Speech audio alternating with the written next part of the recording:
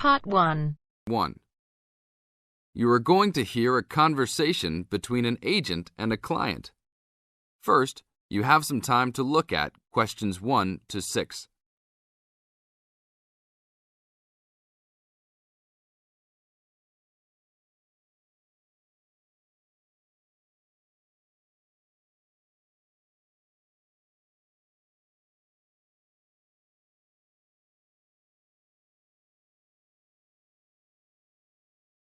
Now listen to the tape and answer the questions. Hello? Hi, good morning. Are you open yet? Yes, we are. Come in. Would you like to rent an apartment in the city? Well, kind of. I'd rather rent one near the harbor if possible. Oh, okay. Do you like the water? Yes, I do, but I actually repair sailboats for a living, so I'd like to be close to work. That's understandable. We all want to live close to work. Well, I think I have something near there. How many rooms would you like? Just one. I'm alone. But I would like to have an extra room for my dog. So you'd like 2 rooms and an apartment that accepts animals. Here's one. It's 1 block up from the harbor and renting for $445. How's that? That's perfect. Just what I was hoping to pay. What floor is it on? Floor? Oh, it's on the 12th floor. That's too high. I'd like to be on the 1st or 2nd floor so that I don't have to use the elevator. My dog, he's scared of them. Oh, well then, that's a little more complicated. Let me make a few calls. Okay, I think I found a couple more for you. Here's one that might suit your needs. How much? $395 a month. That's cheap. But it's only a 1-bedroom, a large one, but it's still just 1 room. Oh, well, regardless of whether the room is small, I still need a separate room for my dog. What else do you have? Then I have a 2-bedroom for $565 on the 2nd floor that is a little further away from the harbor. How far?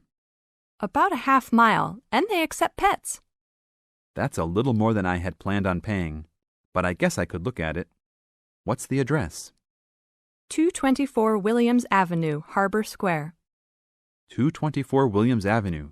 Got it.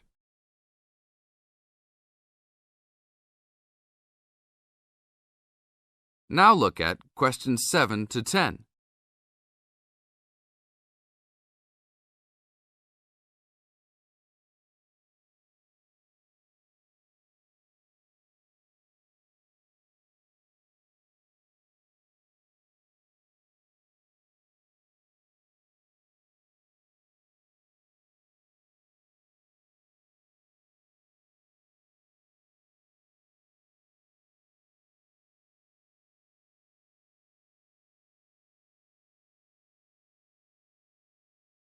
As the talk continues, answer questions 7 to 10. What else is included? Let's see, it has a washer and dryer, refrigerator and stove, a bed, dressers and shelves, and access to a swimming pool, game room, and gym. Ooh, I'll definitely take a look. Hi, how did you like it? It's great. I love the amenities, but the bed and furniture are awfully dirty. Can they replace those before I move in? Sure, that shouldn't be a problem. Anything else? Yeah, I didn't see anywhere to park my car. Is there a parking lot in the basement? Yes, there is. Would you like to rent a space?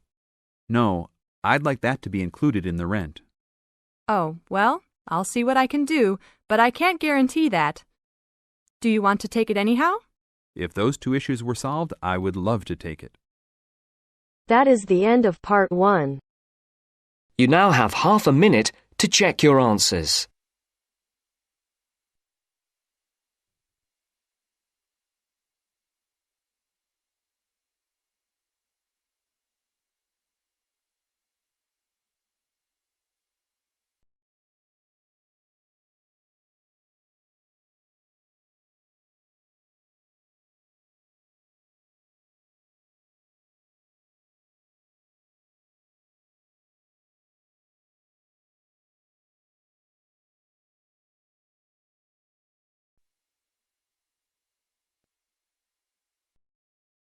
Now turns to part 2.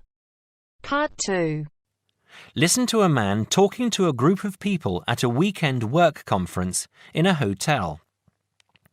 First, look at questions 11 to 14.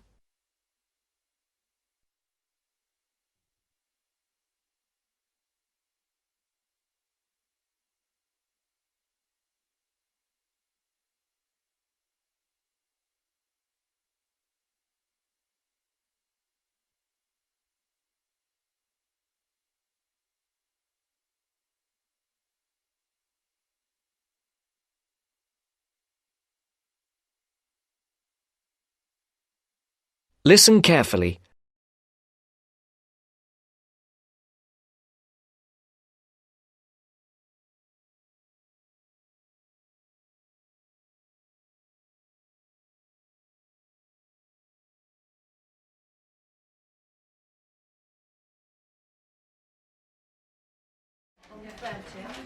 Okay, can everyone listen again now, please?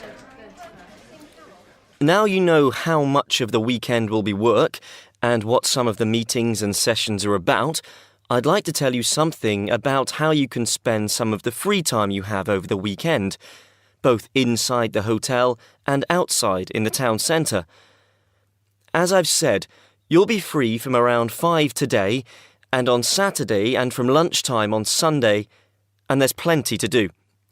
This is the first time we've had the conference at the Royal Spa Hotel, and I'm sure you'll agree it's a very nice place.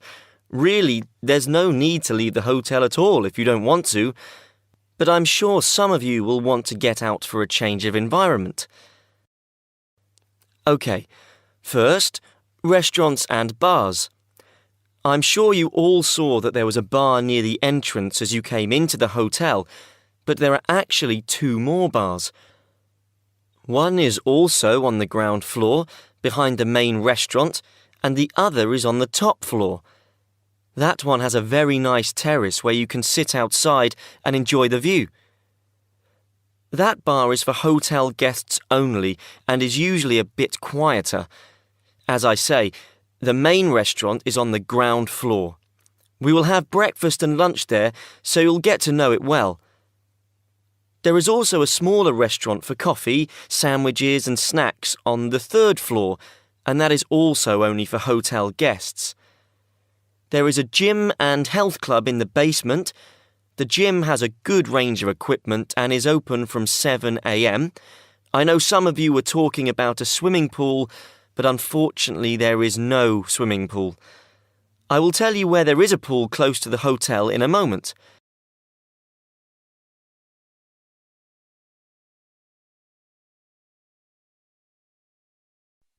Before the broadcast continues, look at questions 15 to 20.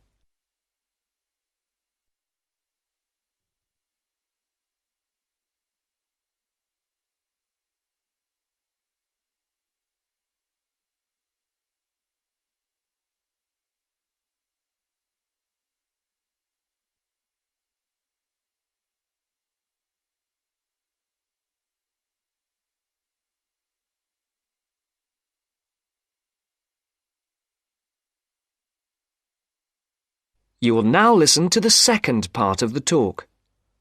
Now, I hope to see some of you around the hotel over the weekend, but I'm sure you will want to get out and see the town at some point.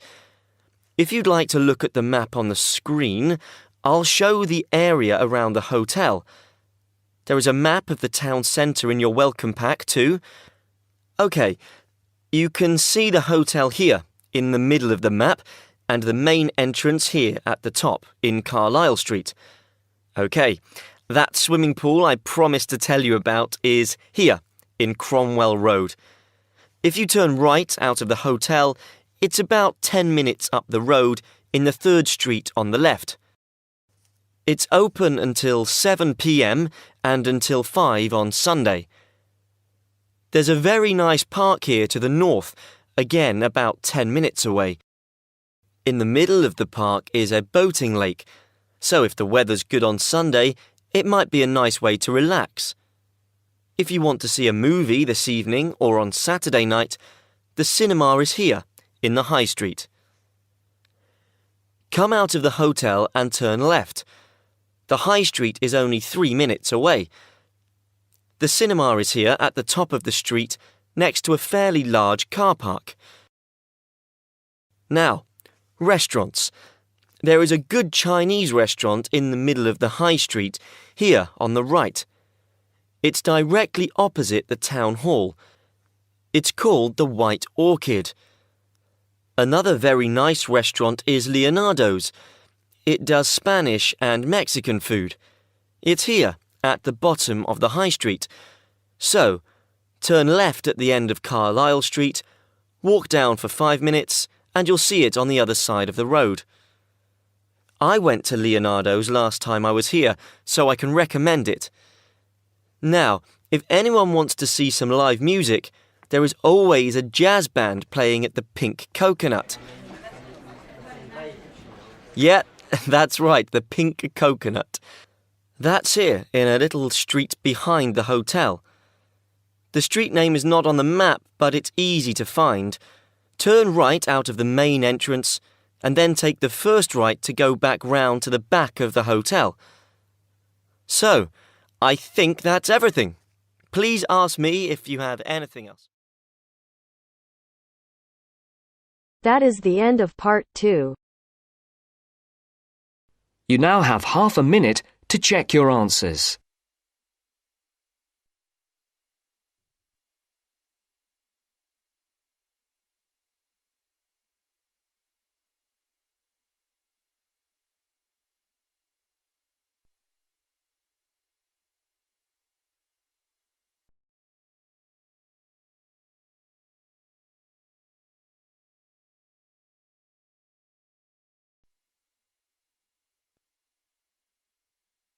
Now turns to part 3. Part 3. Listen to somebody giving a talk about how setting goals can help you achieve more. First, you have some time to look at questions 21 to 24.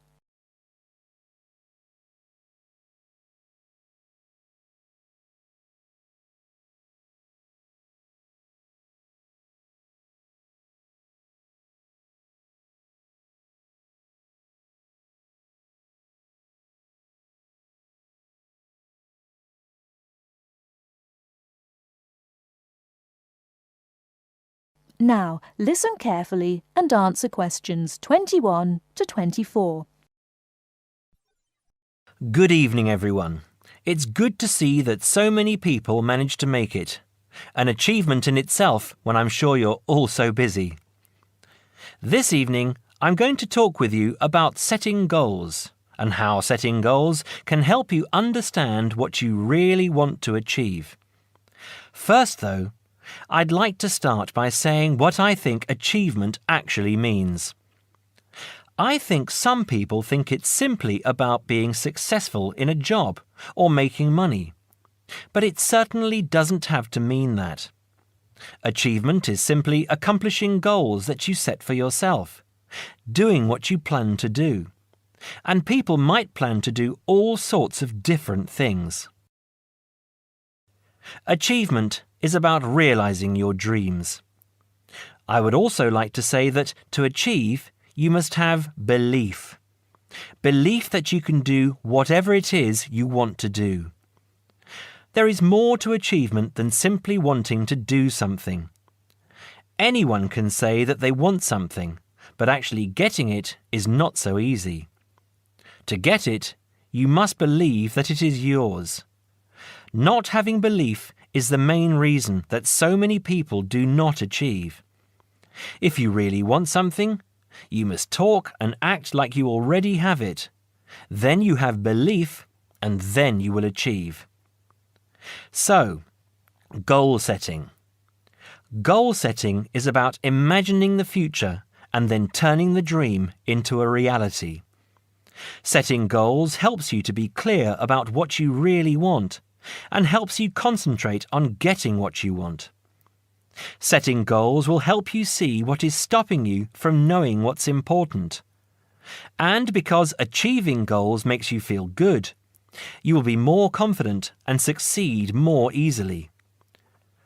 Goal setting is something that all achievers do, whether they are high flyers in business or successful athletes. It is important that you set both long-term and short-term goals. First, you need to have an idea of what you want from life. I call this the big picture. Then you break this down into a number of smaller goals that you need to achieve in order to achieve the overall goal. As I say, the first step is to see the big picture. Think about what you want in the next 15 or 20 years. Doing this will influence all the smaller goals that you set yourself. Before you hear the rest of the talk, you have some time to look at questions 25 to 30.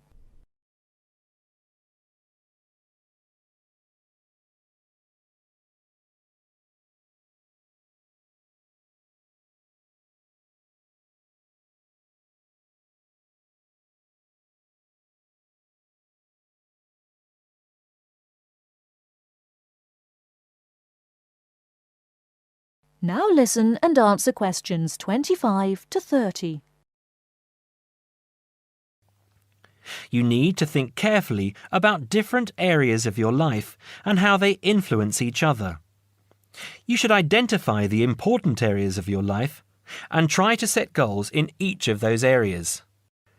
Here are the areas that most people want to focus on. But remember that everyone is different. First, think about your career. How important is your career to you? Do you want to be a manager or run your own business? Or are you happy working for other people? Connected to this is the financial side of your life. What sort of income do you want to have? Is wealth important to you? You need to think about long-term relationships. At what age do you hope to be married? Do you want to have children? How much time do you want to spend with the people you love? You need to think about your health and how that could change what you can achieve. How will you stay healthy as you get older? Do you do anything that is not good for your health? And how will you try to do those things less or stop doing them completely? Finally, you need to think about your free time, your hobbies and interests. How much time do you want to have to do what you really enjoy? It is difficult to achieve goals in one area if you feel that you don't have the time to do the things that really make you happy. Now, when you have this overall picture, try to set yourself one goal for each area. Make sure the goals are what you really want and not what you think other people want from you. Of course, in life, it is important to make the people around you happy, but you must focus on what you want. Now, I will go on to talk about how to break your lifetime plan down into short-term goals. But first, does anyone have any questions about what I've said so far? That is the end of part 3. You now have half a minute to check your answers.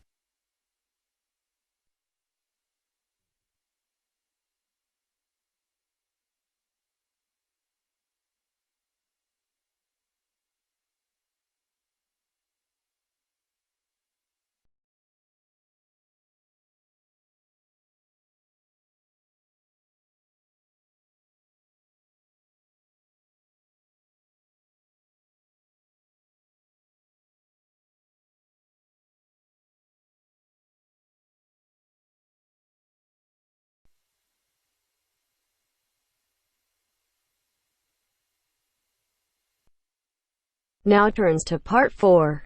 Part 4. You are going to hear a lecture about the geographic information about Australia. You now have some time to read questions 31 to 40.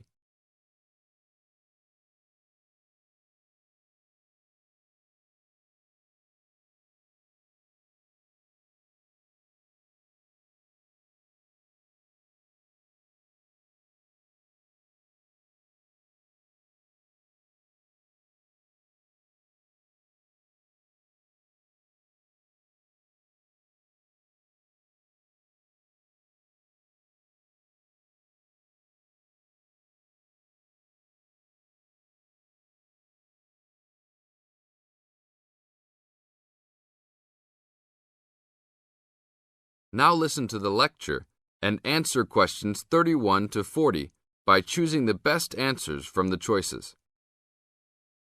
Good morning, everybody. We'll continue to look at Australia, and today look at one of its greatest natural challenges, water for the agricultural sector. As the only nation to occupy an entire continent, Australia has a unique environment, with much of it very flat and dry. One notable feature of the Australian continent is that it is the lowest of the continents. The average elevation is less than 300 metres, compared with the world's mean of 700 metres, and its highest mountain is only 2,228 metres, so it is overall a very flat country. It is also dry. In fact, Australia is the driest, after Antarctica, of the continents. Yet Australia has extremes of climate and topography. There are rainforests and vast plains in the north, snowfields in the southeast, deserts in the centre, and fertile croplands in the east, south, and southwest. And Australia contains some of the wettest areas on Earth. In western Tasmania and on the northern Queensland coast, but half of the continent has an annual rainfall of less than 300 millimetres each year, and only 20% has more than 600 millimetres each year. A major problem is that the limited water resources do not match up with where water is consumed. The major water resources are in northern Australia and Tasmania, whereas most of the agriculture and people are in southeastern mainland Australia. The agricultural sector is the largest consumer of both self-extracted and main-supplied water, using over 70% of total net water consumption. Electricity and gas supply, and water, sewerage and drainage services use notable amounts of self-extracted water. However, net consumption in the household sector is the lowest, just 8% of total net water used. Australia's water use increased by 25% over the decade between the mid-1980s and mid-1990s. Much of this increase was due to irrigated agriculture, which, as noted earlier, accounts for over 70% of national water demand. Since the mid-1990s, the growth and profitability of irrigated agriculture has outstripped the dryland agriculture sector. Irrigated commodities contributed almost a third of total farm exports in the mid-1990s. The results of a special government report in 2000 showed that if today's water use arrangements continue, the water needs of the rural industries will outstrip water availability by about 2020. Irrigated agriculture, Australia's major water-using sector, would be seriously affected by the shortfall. And although groundwater underlies large areas of Australia, it accounts for only 4% of water use. So, clearly, apart from water for households, which mainly comes from dams or rivers, it is the rural sector where efforts towards water conservation are particularly directed. In this sector, the largest consumers of water are the meat and wool industries. One of the major problems in considering sustainable agriculture is the large amounts of irrigated water used to produce these products. Some of the crops, such as wheat, maize, and soybeans, also use a lot of water. Furthermore, many crops are grown in dry areas, where up to half the available water evaporates from the soil surface or seeps down too low into the ground for the plant roots to reach it. Well, that's all we have time for this morning. You will be able to do further study on this topic in the library, and I have a handout here with references for those who want to come out to the front to collect it. Next week, we'll look at outback farming and... That is the end of part 4. You now have half a minute to check your answers.